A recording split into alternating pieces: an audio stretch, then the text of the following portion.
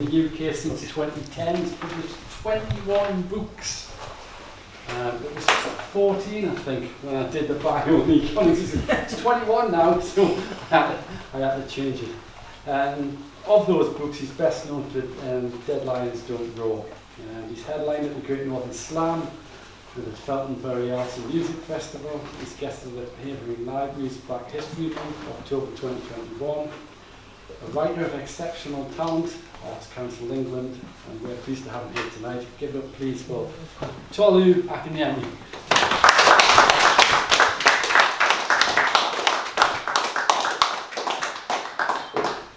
Good evening, everyone. It's a great pleasure to be here tonight. We just do a little icebreaker. Thank you, Steve, for having me to perform here as part of my Northeastern 2023. Little icebreaker. Once I jump up once, you give me one row, two rows, three rows, and we start. Wow! Big more energy. Oh, fantastic. Final one. Thank you very much. The first poem I'll be reading tonight it's in honor of Boyega Odubanjo, British Nigerian poet who was still to perform at Shambhala Fest, declared missing and later found dead. This is from my collection of poems of the Train to Earth, Poems of Sadness and Grief, and this is titled The Colors of Grief. Grief stings my soul, and I say a prayer in harmony with you. Why did you leave without a farewell note? This airy silence is killing me, is eating me alive. My bones' numbness embraces still waters.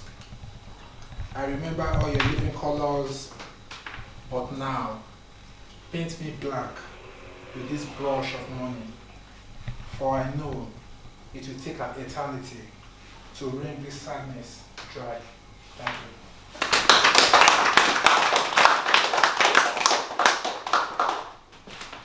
Yeah, this next poem is titled An Ode to Poets. Yesterday I was super excited.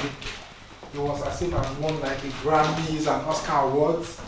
I received this fantastic email from a professor of psychiatry and a consultant of psychiatry as well from a federal university in Nigeria.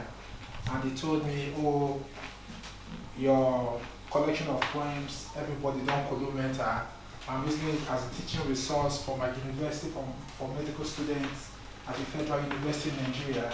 And I was so excited because many times we creatives, we don't get the celebration we deserve in our lifetime. Many people, when you're alive, people don't rate you, they just, but when a creative dies, then you hear, oh, he was a great poet, and you hear all these magazines, newspapers celebrating the life and times of a creative writer. But I think when we get these accolades in our lifetime, then we should revel in it, we should take the little wins. I'm here in the UK, back home in Nigeria, people are reading my works, students are reading also. So this is an ode to poets from my collection of poems, Dead Cats Don't Meow. We are the unsung heroes, the uneraded firemen that puts out the smoke below.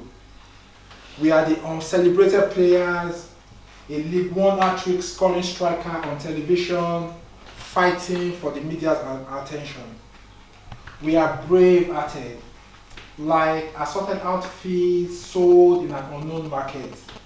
We are poets, slammers, open micers. Feel free to call us fighting tigers. We are the forgotten genre, fighting our way back to the bookshelf. We are a major force, no longer begging on all fours. We are poets.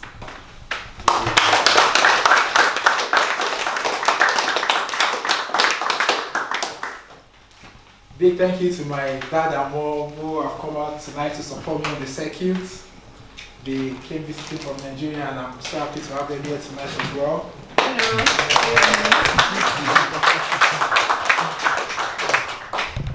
From where I come from in the southwestern part of Nigeria, we have what we call praise poetry. So every family, we have like, oh, this is a poetry, like there's a praise poetry for every family. So if you say, oh, you are Chris Oxen, there will be like a praise poetry that will be like a remembrance from generation to generations. So this poem, for my collection of poems in Political Identity, I decided to like make it like something type, let me put it like in the annals of history, just put the praise poetry of my family line so that generations after generations can come and read about the praise poetry of the family, especially if children that are not born like in Nigeria, like they can just follow the family tradition and know about the ancestry. My name, abridged praise poetry of the Akinyemi clan of Ekiti, Ekiti State, Nigeria. I am the son of the man who possesses the baobab and coconut trees. My forebears on the Amudu River, with its larger than life fishes, whose necks are longer than giraffes. I am the son of valiant warriors who lead wicked men to the farm.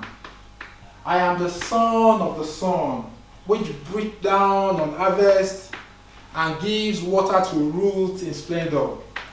My forebearers are hard-working farmers who stand tall to peel harvested yams.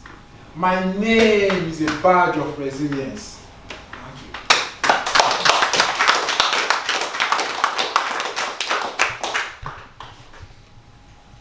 you. Sometimes, this year, I became the first poet in human history to write a collection of financial crime compliance poems, and I'm super proud of that. The first poet in history, architect of a cleaner financial system. I just felt like working within the financial service sector, let me put something out there that generations after generations can read and reference. If you want to cross, if you want to switch careers sometime and you feel like, how do I switch career into anti-money laundering, know your customer, go and grab this collection. You smash an interview, Tolu A. This is a poem is titled Dirty Money. Dirty money is a flowing river. It crosses borders before commingling undetected with clean money. Dirty money is flying in all directions to secret locations and tax havens. Dirty money is causing the firestorm. It charred the oak tree until it became a ghost. Dirty money is fighting unseen wars, and we are battle weary from this conflagration, signposted with burning smoke.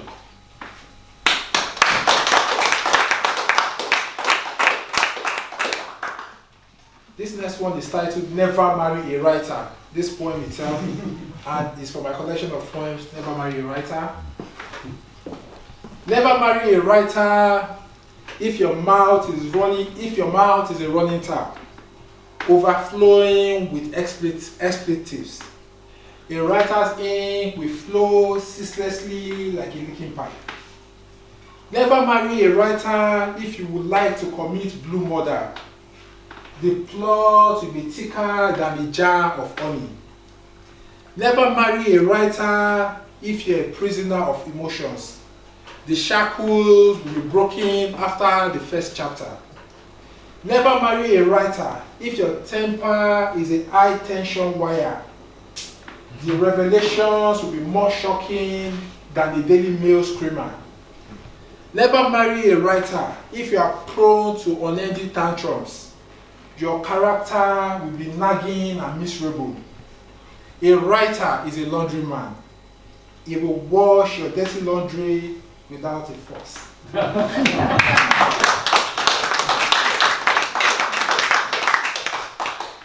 This next poem is from my award-winning collection of poems, A Booktiful Love, and it's titled Saints. And the saints could be from anywhere, just it's left for you to imagine where you think the saints is from. All the higher ranking saints in our land have been corrupted by the filth of public office. And the lower ranking saints have been stained and tainted by politics. Our politics was concocted straight from the pit of hell.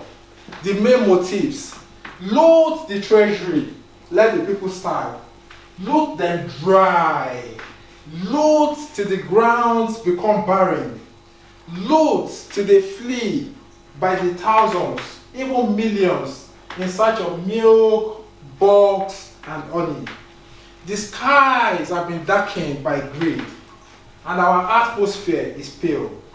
One quick way of becoming an overnight billionaire: contingent on the deep pocket you lord over. Stagger into the seat of power. It doesn't matter your job title. Photographer, kitchen cabinet or utensil, clothes hanger or hanger zone. A member of the cabal, call them the untouchables, or a jaded pen pusher. You will keep shouting, "Who is your daddy?"